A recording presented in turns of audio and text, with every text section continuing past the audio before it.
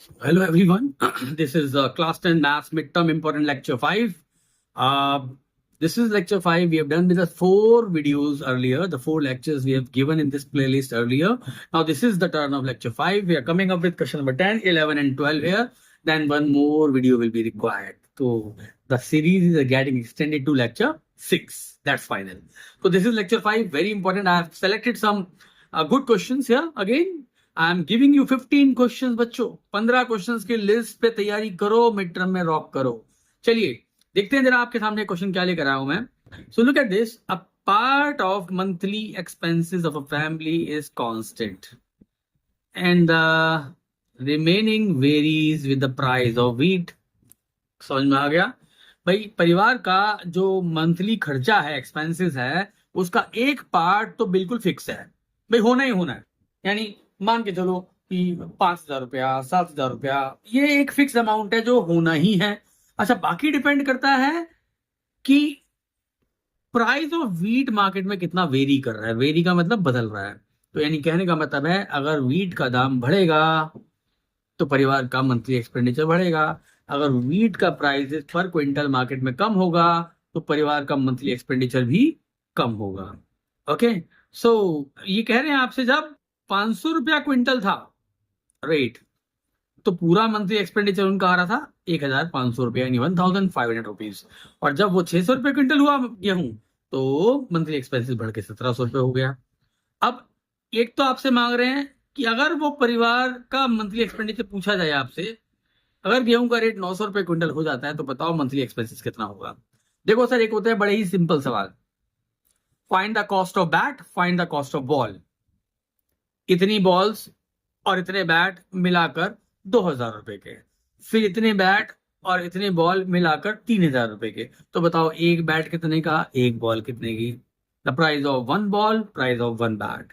तो बच्चा क्या करता है, let the price of one bat be rupees X and let the price of one ball be rupees Y, and they just assume it and move forward. Simple.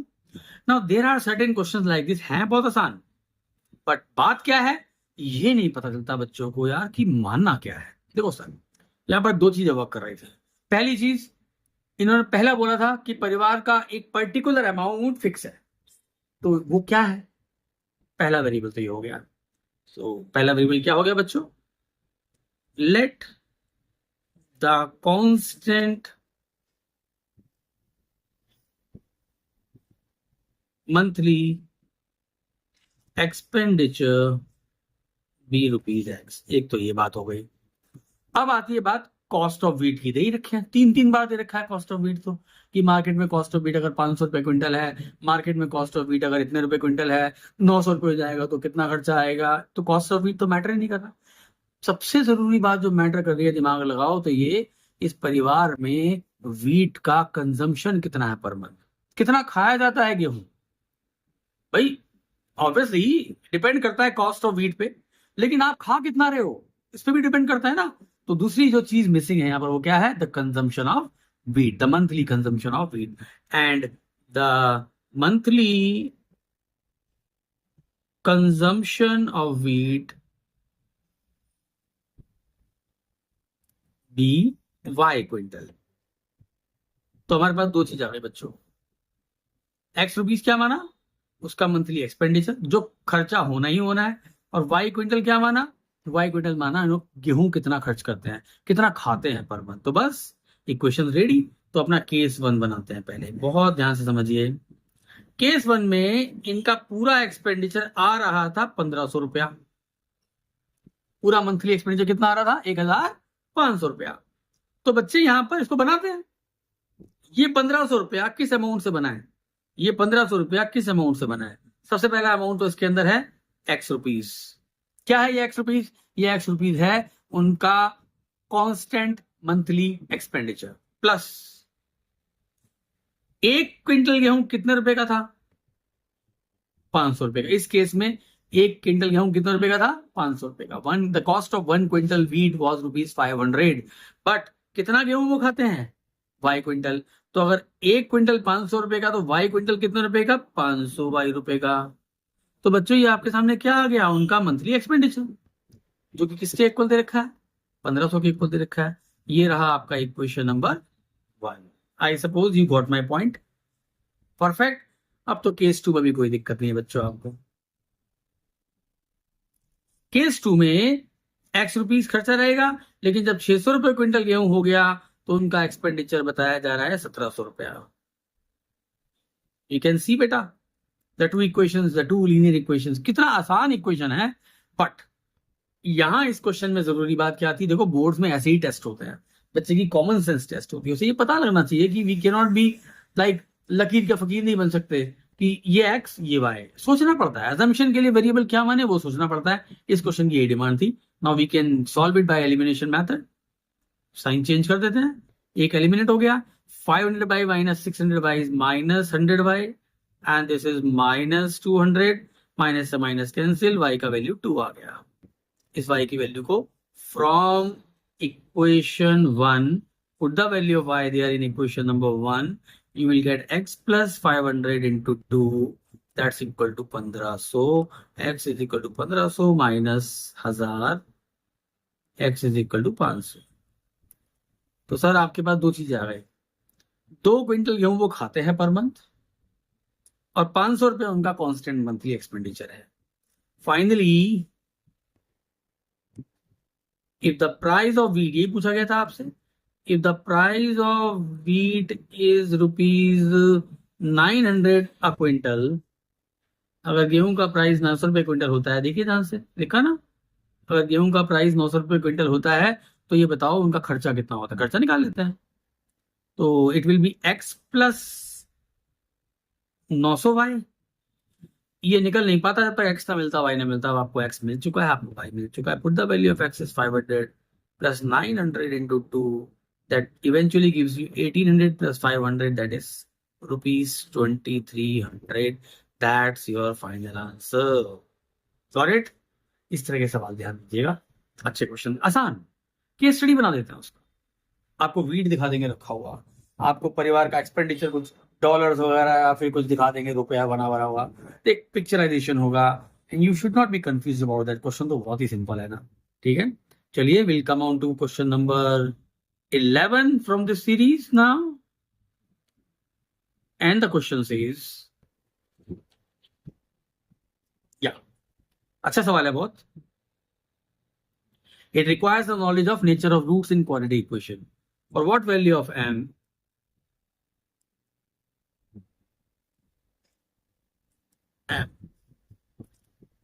will the equation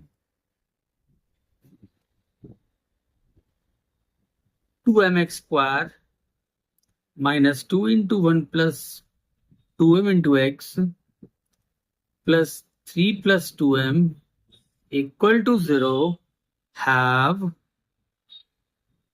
real but distinct roots when will the roots be equal? Correct. This is nature of roots question. ठीक है, देखते हैं बच्चों, ध्यान दीजिए मेरी बात. बहुत सिंपल सवाल है. द गिवन इक्वेशन इज, ये रही अपनी गिवन इक्वेशन.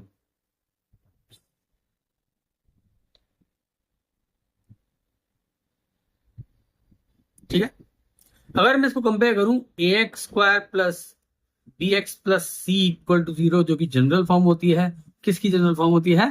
क्वाड्रेटिक इक्वेशन की. तो इसका a क्या है? 2m. इसका b क्या है? Minus 2 into 1 plus 2m. इसका c क्या है? 3 plus 2m. That's very easy. तो आपको ये सब पता होगा कि कोई भी चीज, कंडीशन, रूट्स कैसे होते हैं? 2 डिस्टिंक्ट रियल रूट्स, जिसके लिए d कैसा होता है? Greater than 0. No real roots, d कैसा होता है? Less than 0. Equal roots, d equal to 0. Equal and real, right, ये रहेगी इक्वल एंड रियल. केवल रियल बोल दे तो ग्रेटर देन भी लगाओ और इक्वल टू भी लगाओ. केवल रियल पर ग्रेटर देन भी लगेगा और इक्वल टू भी लगेगा. फिलहाल एक काम करते हैं, जो भी लगेगा पहले डिस्क्रिमिनेंट तो निकालो भाई लोगों. Excuse me. या, so discriminant is b square minus 4ac.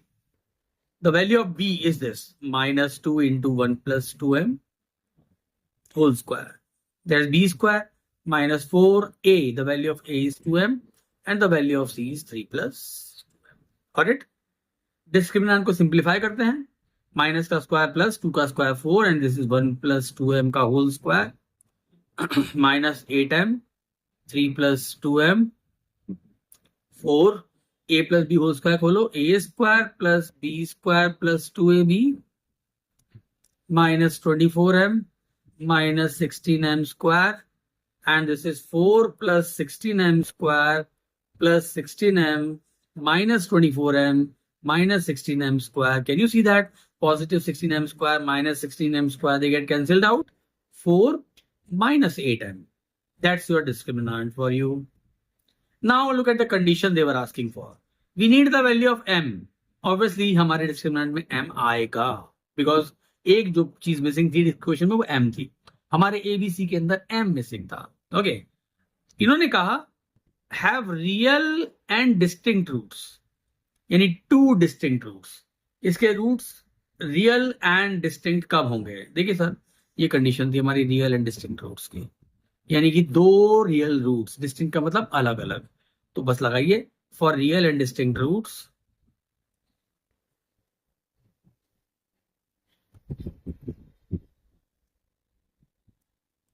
d is greater than 0, that is 4 minus 8m greater than 0, यानी minus 8m greater than minus 4. बच्चों ये इनइक्वालिटी है, पहले भी बता चुका हूं. इनइक्वालिटी में आप ये जानते हो कि -2 is greater than -3, but if we cancel minus minus तो ये तो कंडीशन फॉल्स है. तो इसलिए इनइक्वालिटी में जब भी कभी नेगेटिव से मल्टीप्लाई करेंगे बोथ साइड्स तो बीच का साइन रिवर्स हो जाएगा. ठीक है, तो कैंसिल मत करो, माइनस को हटा दो, बस बीच का साइन रिवर्स कर दो. 8 को नीचे ले जाओ 4 के. m is less than 1/2. That's your answer. That's इसके रियल एंड डिस्टिंक्ट रूट तब होंगे. और यहाँ पर अगर हम बात करें आपसे इसके रूट्स इक्वल कब होंगे? इक्वल रूट्स के लिए कंडीशन लगा दीजिए आप.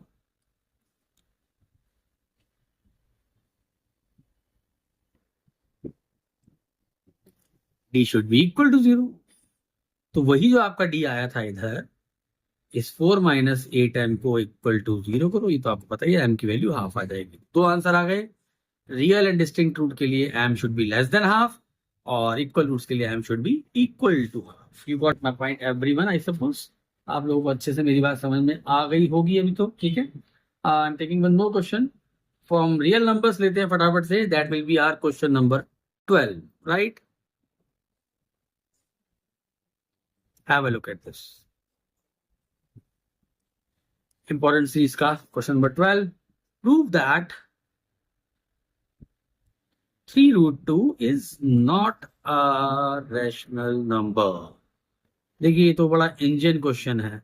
अगर मैं अपने चैप्टर 1 की बात करूं रियल नंबर की तो ये तो आना ही है कॉन्ट्रडिक्शन मेथड का क्वेश्चन. वो फटाफट से देख लेते हैं इसको.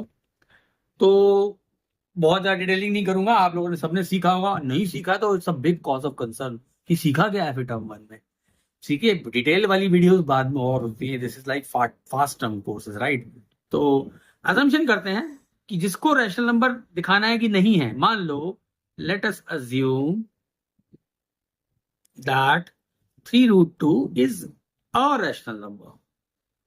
मान लो अगर ये है रैशनल नंबर तो by definition of rational number it should be equal to p by q, where p and q do not have any common factors. Standard form क्या होती है रैशनल नंबर्स की? p और q का जो ऊपर नीचे है न्यूमरेटर अगेन उनके अंदर p और q में कोई कॉमन फैक्टर नहीं होगा. And the correct word for that is कि p and q are co-prime integers. Where p and q are co-prime integers and q is not equal to 0. ठीक है सर, स्क्वायरिंग बोथ साइड्स करें. 3 root 2 square is equal to p square by q square, right? That eventually comes to 9 into 2 is equal to p square upon q square. ऐसा भी कर सकते हैं. और आप एक काम और भी कर सकते हैं. अगर आप चाहें तो इस 3 को इन्वॉल्व ना भी करें. मतलब अगर हम चाहें तो हम केवल इसको कर लेते हैं. लाइक केवल √2 की बात कर लेते हैं क्योंकि वो बाद में अपने आप हो जाएगा. तो 3 को हटा देते हैं, 3 को हटा देते हैं, 3 को हटा देते हैं तो फिर ऑटोमेटिकली ये 9 भी आपका हट जाएगा. Got it? आप पहले यही प्रूव कर दो कि √2 is not a rational number, right? So it becomes p square equals to 2q square. That's your equation number 1. Okay. So look at this now. p square equals to 2q square. देखिए q एक number है. q is a number.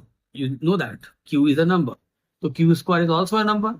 And any number multiply by any 2 or 3 or 4, definitely अगर Q square को किसी number 2 से multiply करोगे तो ये एंटायर नंबर 2 का टेबल बन जाएगा. और ये किसके इक्वल है बेटा? ये पी स्क्वायर के इक्वल है. तो Q is a number, Q square is a number. लेकिन जब क्यू स्क्वायर को आपने 2 से मल्टीप्लाई कर दिया तो जो नंबर बनकर आया 2q स्क्वायर, जो कि किसके इक्वल है? पी स्क्वायर के. तो पी स्क्वायर जो भी नंबर आएगा वो 2 के टेबल में जरूर आएगा. इसका मतलब P square is a multiple of 2. इसका मतलब P is a multiple of 2, right?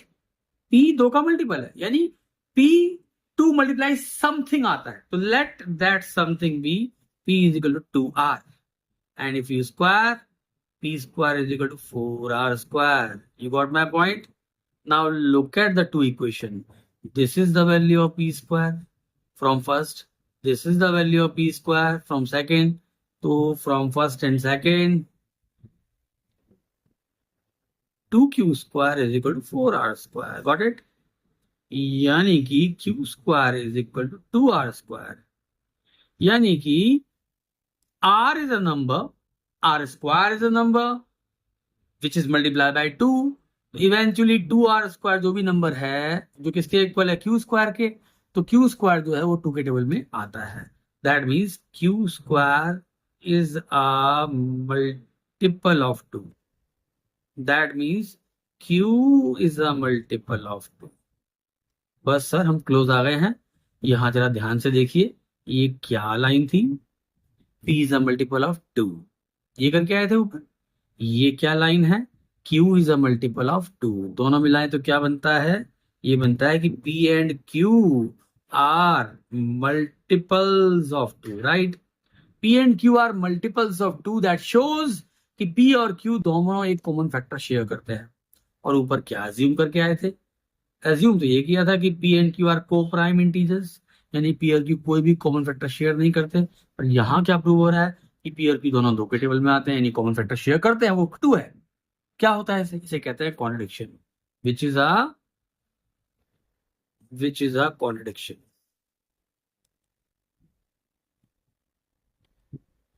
As we had assumed that P and Q are co-prime integers. अब ये गलत बात आई क्यों? गलत बात अज्यूम क्यों करी थी? अगर मैथमेटिक्स में कुछ गलत अजम्पशन करोगे तो फिर एंड रिजल्ट को अच्छा एक्सपेक्ट कैसे करते हो? एंड रिजल्ट भी गलत ही होगा. Therefore our assumption is false. Answer गलत तभी आता है बेटा जब आपने अजम्पशन गलत की होती है. और आपकी सबसे बड़ी अजम्पशन थी ऊपर जो आपने करी थी वो ये की थी, let us assume that √2 is a rational number.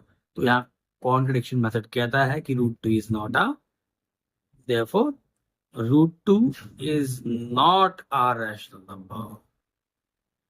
I think इस तरह से you need to prove. But our question was prove that 3√2 is not a rational number. आसान है. जब √2 रैशनल नहीं है तो उसको किसी भी नंबर से आप मल्टीप्लाई करोगे रैशनल नंबर से तो वो भी is not a rational number. इतना ही करना है बस आपको. कुछ भी आ जाए, अब √2 की जगह √5 आ जाए तो 5 में चलने देना.